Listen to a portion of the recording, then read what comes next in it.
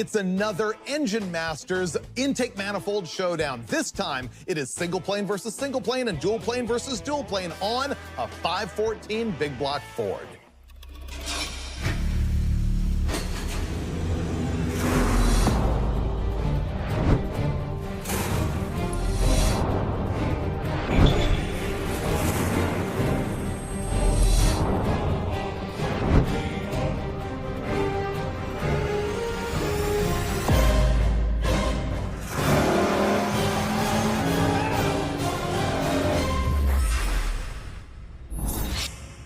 It's another episode for you big block Ford lovers who nag me all the time going, we need more 385 series big blocks on Engine Masters. And here it is. I wanted to do an intake manifold shootout, and I'll tell you this time, it was limited by what was available on the market in the days that we were setting this thing up.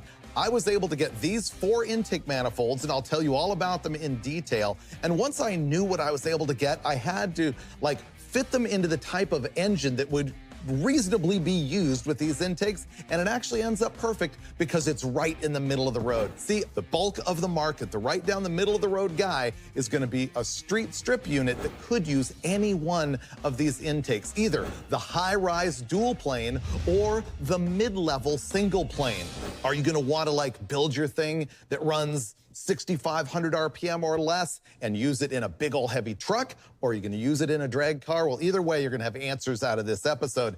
You see, the engine that we're going to use is a Ford Motorsport 514 cubic inch crate motor. It's nearly stock. It makes in the neighborhood of 640 to 50 horsepower and 630 to 40 pound-feet of torque, depending on the configuration. It's only 9.8 to 1 compression ratio. In some episodes, you'll see Dulcich and I sort of, I don't know, not ridiculing the thing, but wanting more, wanting our big block Ford to make 750 horsepower, but instead, this is a pump gas, tame, drive it anywhere kind of engine, but it does have a solid roller camshaft, but it doesn't RPM above about 6,000, so it is the perfect player for what we're doing here. Let me tell you specifically what we've got. First of all, on the dual plane side of things, the ones that are going to favor the lower RPM, the more truck-oriented manifolds, are going to be the Edelbrock Performer RPM. This is a high-rise dual plane. I'm going to say that this is significantly better for this application than an Edelbrock Performer, which is a much lower-rise dual plane. The thing is, we also have the Edelbrock RPM air gap intake. The key difference visually, of course, is that this is all cast as one unit, whereas you can pass your hands underneath the intake runners on the air gap. They advertise these as being able to flow cool air under the runners to make more power and potentially have less vapor lock. So that's the story on the dual planes. Then over here on the single planes, interestingly, we have an airflow research intake. Now that is designed specifically for the airflow research bullet cylinder head. And as such, it has sort of a rectangular port, which is differing from the rest of these, which are oval or nearly round. Let me talk to you about what we're using for a cylinder head and how that relates to these intakes. The cylinder heads that we're using on this crate engine were called a Ford Super Cobra Jet. They were designed by John Kazi way back in the day, maybe 20 years ago. And these heads have altered valve angles and things that have improved flow, but they also have a much larger port window than you would see in a regular passenger car cylinder head. I can show you that by showing you this. This gasket right here is for a regular 429 or 460 up to about 1987 in a car or truck. This is a Super Cobra Jet intake gasket. Now, if I overlay them here and line them up perfectly, you can see on this side that there is a big difference in the size of the ports. And you can see how it's not only the size, but it's the location as well. And so that's what we're dealing with, are cylinder heads that are this size and 3 intake manifolds that are closer to this size. The important part being that the head is bigger than the intake manifold, and so in no case do we end up having a problem with a step offset in the wrong direction. While the head might be capable of more than some of these intakes are, we're still going to be able to demonstrate the capabilities of these. So there's our story. We're going to run all 4 intake manifolds. First, the 2 dual planes. Is it true that the air gap is actually different than the Performer RPM for the big block Ford? I don't know. Can an AF our rectangle port intake make power on a Super Cobra Jet head? I don't know. Can the manifold that was originally delivered with a Ford Motorsport crate engine actually top all of them? I think kinda probably. Let's go. How much do you guys love intake manifold shootouts? I love them because they're brainless. Okay. Brainless? What do you mean brainless? Well, other than you two looking at them, I mean, I just get to bolt them on, push the handle, and say, here's the numbers. Power. Oh, yeah, I guess brainless. I love them because nobody does, like, head-to-head comparisons of this stuff, or at least I don't see it anymore. No. You know, I get emails every day about guys saying I picked this because I watched the episode. Yeah, we're gonna have good answers, and this time we're gonna do 2 dual planes and also 2 single planes on the Ford. So our first test is gonna be the regular Edelbrock RPM. Performer RPM is actually their designation. Right, the Performer RPM. I always call them just RPM, but that's right. Too. There's a Performer, and then there's the RPM air gap that we'll get to later on in the episode. So the first victim's the Performer RPM.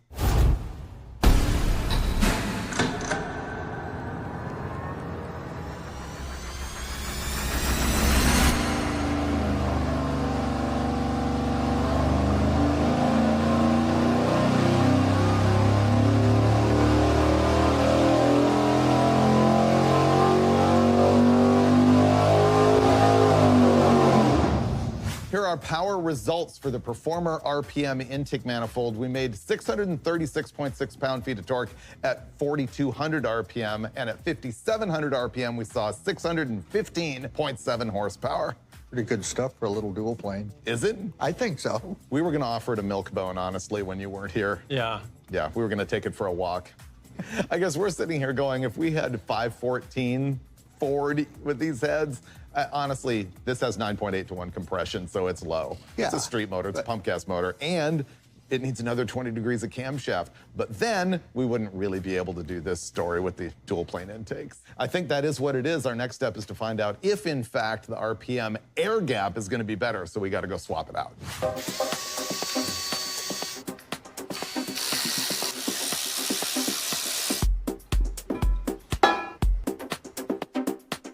All right, the trick on the big block Ford intake installation is to tuck under the distributor and plug it into the water bypass and then go for the plonk straight down. That was pretty good.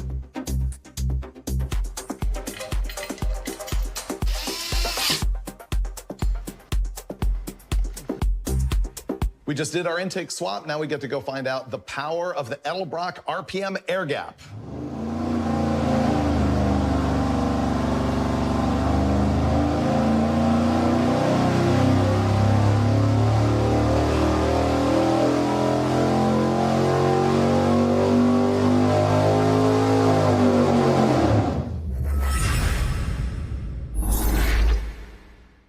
And now the results of the RPM air gap intake manifold, 638.6 pound-feet of torque at the same 4,200 RPM.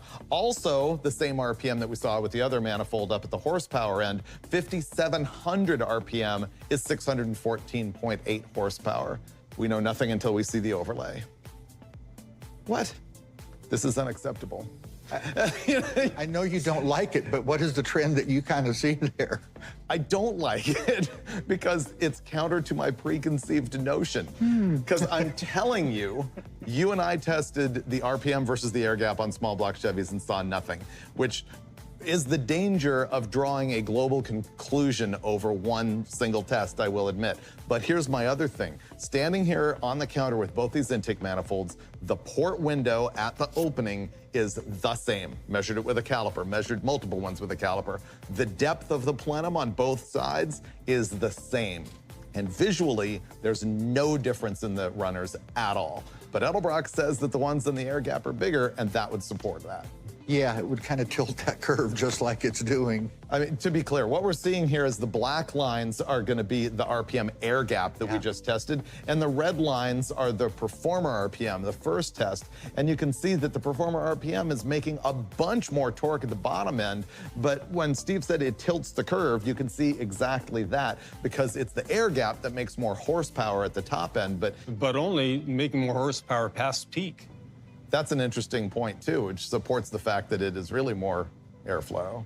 But I'm really surprised at that result. Yeah, But, you know, me too. that's exactly what they said, is it has a larger volume, which, I mean, that's exactly what But for that to be true, it means that if the plenum's the same and the port mouth is the same, it means that the runner this far between the plenum and the port mouth has to be bigger. When they say that it's larger, does it give a percentage? It told me 3.3 square inches total. It doesn't tell me what it is. You know, in that smaller sort of manifold. volume in that area, I don't see that as being a big deal. That could be thousands literally on walls and floor and just kind of Well, yeah. in general. and square inches is only a point measurement at a certain position along the runner. Right. And usually it's minimum cross-sectional area, and we don't have a data to compare We don't. with the other intake manifold, but that would indicate, like Steve said, Yeah. a bigger manifold. It comes back to what you always say every time we test intake manifolds. What is it? You know what you always say. Oh, you can't tell a thing until you've run it. Well, you know what? Every episode we test these, I go, the manifold we always recommend is the Edelbrock RPM. And now I have to question what's the difference between the RPM and the air gap, because my knowledge comes from the Chevy mostly. All right, whether I like it or not, the dyno doesn't lie. We have to conclude this time that for low-end power, the Edelbrock RPM is superior to the RPM air gap, but the RPM air gap is going to be better if you have high RPM, bigger camshaft, bigger engine, anything like that. All of those things. Fascinating. It's why we do this stuff. And the next thing we're going to do is try the single-plane intake manifolds. The first one up is going to be the airflow research. Next up is going to be our airflow research single plane intake manifold, and I'll remind you that this is a little bit of an unfair deal because this manifold is designed specifically for the airflow research head. And you can see that the port window on it is more rectangular than anything else that we've got here. And if you look at the head, that is a big oval, and that's a rectangle. So I'll just give you a refresher on how this is going to fit. This is the same gasket that we've got on the cylinder head. It fits the port almost perfectly. If I hold it up here to this manifold, you'll see that the manifold, despite being a rectangle, is not being shrouded by the cylinder head at all.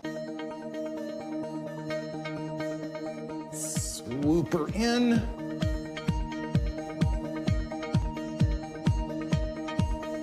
We're going to test this with the same Holley HP 950 carburetor that we're using on the other intakes. The HP has slotted base plate bolt holes so that you can bolt them onto a manifold designed for a 4150 Holley with a smaller pattern, or you can bolt it to a manifold that's intended for a 4500 series Holley, which is a Dominator. You have to use a Dominator gasket to do that. So here we go, bolting on our 4150 carb onto our Dominator intake manifold.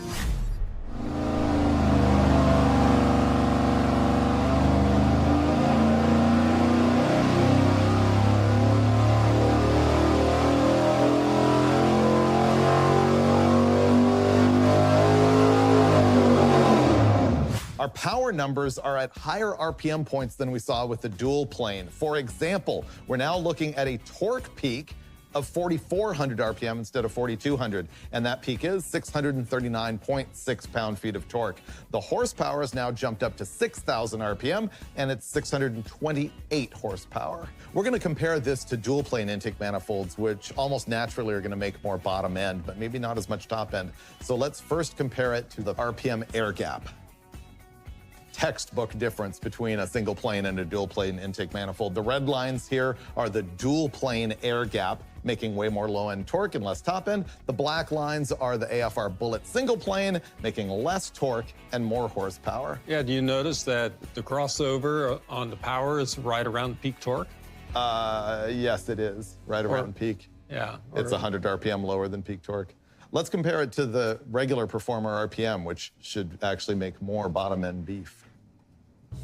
The blue lines that we just added are the first intake manifold that we tested. It's the Performer RPM. And you can see it's making even more torque down here, much to my surprise, and just a speck less horsepower up top. It would certainly be application specific between the single plane and a dual plane.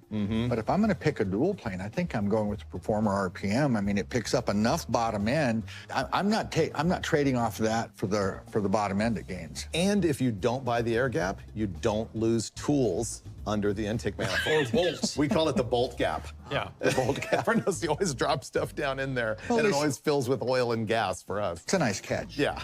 To this point, we think that we're going to argue that the Performer RPM, not the air gap, is our favorite dual plane. And as far as the single plane goes right now, it's dealer's choice whether you want low end or whether you want to drag race the thing and RPM it. Our final answer is going to be when we install the final Edelbrock manifold, which is the one that finally has the same size port window and same shape as the cylinder heads.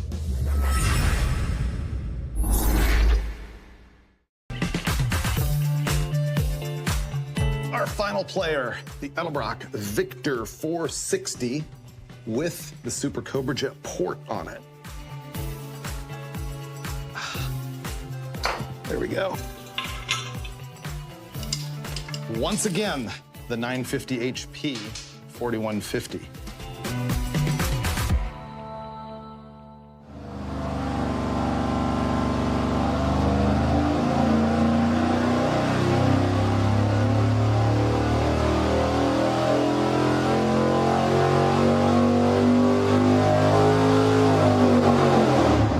Here's the power numbers. We made 638 pound-feet and 638 horsepower. The torque came in at 4,600 RPM, and our horsepower peak is still landing up at 6,000. That's pretty stout peak numbers from what we've seen so far.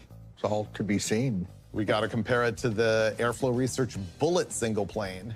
This may be the one time where visually the intuition was correct. Really?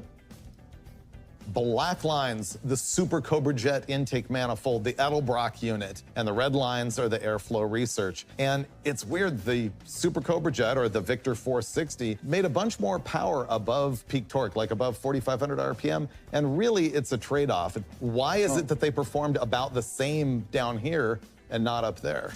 You know, the bottom end on this particular manifold actually I think is exceptional that it did hold on to the bottom end and still made more top end. You know, visually it's a larger manifold. The Victor 460, yeah. So intuition-wise, it's like, okay, it's bigger than the AFR, it's a single plane, maybe it'll make a little more peak. But I'm impressed that it was able to hold on to the bottom end. So the Victor 460 ended up making more power than the AFR up top, but is it possible that when we're doing a port offset, meaning the intake manifold is much smaller than the cylinder head, is there any kind of turbulence in that offset that actually slows down airflow? I guess a flow disruption would be a pretty logical explanation for what we're seeing in the dyno curve up top. I think part of it might be, too, is where the port is located in the intake manifold versus the intake port. Maybe it's actually entering the air in a not very good area of the intake port itself, where a port that's aligned properly would come right off the floor and have the nice turn. It might be that it's coming off of a wall or something because the port alignment as far as position is not very good. Interesting. So I bring that up basically to say what we're doing here is not as much an intake manifold shootout on the winner as it is an investigation of what's available on the marketplace and what happens. Exactly. And in this case, we think there's a couple of reasons why the AFR is not moving as much air up at the top end as the larger Victor 460. Well, and in all fairness, we know that that manifold works because we've done the head comparo, and we know that the AFR head and that manifold make better power than this. Which is a matched team because the AFR head is designed around that same port shape as the intake So the head manifold. can't make better power if the intake manifold won't support it. So Also a solid conclusion. What I would like to see now is we know that for this combination, the Victor 460 is our favorite single plane, and we know that the Performer RPM is our favorite dual plane. So can we have a look at both? Wow, that's pretty massive, actually. The black lines are the single plane and the red lines are the dual plane. I gotta be honest, there's no way I'm choosing the dual plane on this thing. I can go ahead and give this all up because I'm gonna be making more than 550 pound-feet of torque from the step.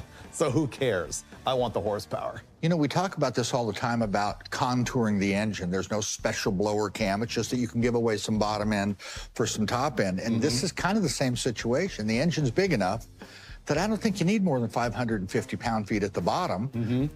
But you can sure use that at the top. That's a big difference. You can really see where the airflow starts to lay over on the dual plane. There's no way you disagree with that, right? No, I mean, you're seeing a textbook example of single plane versus dual plane right here. I mean, it's pretty evenly matched. So if you wanted a lot of low-end torque, for whatever reason, the dual plane's got it. Yeah, like we talked about earlier, application. You're not going to pick the single plane for your pickup truck. You're not going to pick the dual plane for your drag race car. And that's a clear conclusion for the episode, but there's a couple of other things. We were able to compare 2 dual planes, 2 single planes, and dual plane versus single plane. And so our final answer is, I found out that there is a difference between the RPM air gap and the Performer RPM on the Fords. And more RPM, more horsepower, more displacement, you want the air gap. But this benefited with the Performer RPM. That was the light bulb moment for me in the episode. Yeah, the whole thing is good. I always love these intake manifold tests because we go in presuming we know all of what's going to happen, but we always learn something coming out of it. For sure. Yeah. And I feel more than ever that the things I learned here were not that shootout thing of, oh, this one's the winner. It's more an application thing and some knowledge about what happens with different port shapes and things. So, pretty cool. Yeah, I liked it. I really want to build a larger displacement, bigger power Ford big block. Ford, that could, 600-inch Fords are not out of the question at all. Super easy in a stock block. Some of the stuff I've seen with the Fords, some of the builders say, oh, this thing was way easier than building a Chevy. Really? So, yeah, I mean, it was surprising to me, but it's a possibility. We'll call that guy because we need to test that junk on a future episode of Engine Masters. But I can't live with myself till we do one more thing. Let me guess. Dominator! Last test, we're gonna find out if we can make a few extra horsepower with a Dominator carburetor. Now we're super happy. We just made 649.5 pound-feet of torque and 650.5 horsepower. Let's just say at 600 horsepower, you should probably be looking at a Dominator. That's why they call it the Dominator, Isn't right? that the greatest name ever conceived yeah. for a speed part? I love it.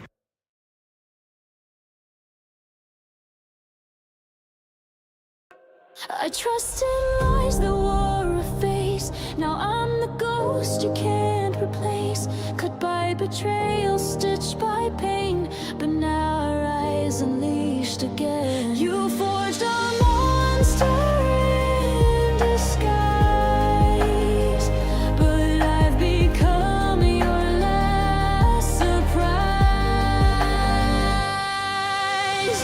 I've got a blade within, cutting through all your sins. I won't break, I won't forgive. This is the way I live. Your kingdom falls tonight by hands that once held